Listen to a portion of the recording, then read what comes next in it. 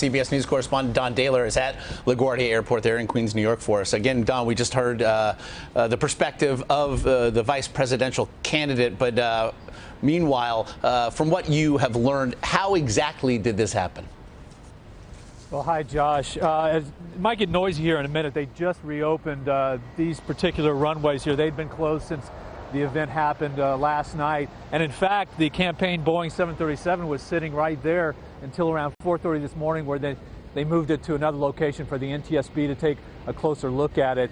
The plane was coming in for a landing last night in a rainstorm, a fairly heavy rainstorm, when it was described as having somewhat of a hard hit on the tarmac itself, and then began to fishtail immediately until it came to rest right here off the end of the runway. Now, interestingly, that is actually a safety feature that all airports are supposed to have. This grassy area is grown over what is in effect is a sand field that is called an arresting field, and the plane plowed into that, and it's designed to grab the landing gear and stop the plane from going further, which, if you know LaGuardia, in that area, there's a highway just a little ways over that, so thankfully it stopped it from there.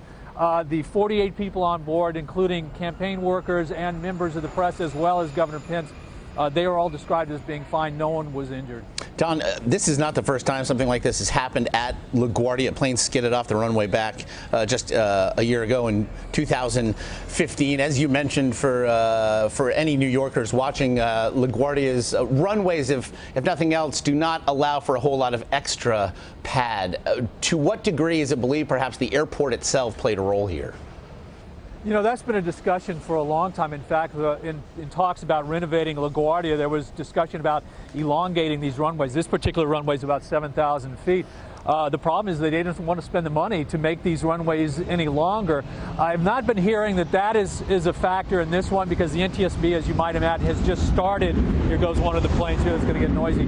They've just started their investigation, but without a doubt, the water conditions would be a factor in this, and they're going to determine whether the pilot overshot his landing spot, any other factors like that. I will say that one of the eyewitnesses described the plane as coming in, hitting a little bit hard because it was a low ceiling, so they came in at probably a faster rate of speed than they would ordinarily, bounced, and then immediately started to fishtail.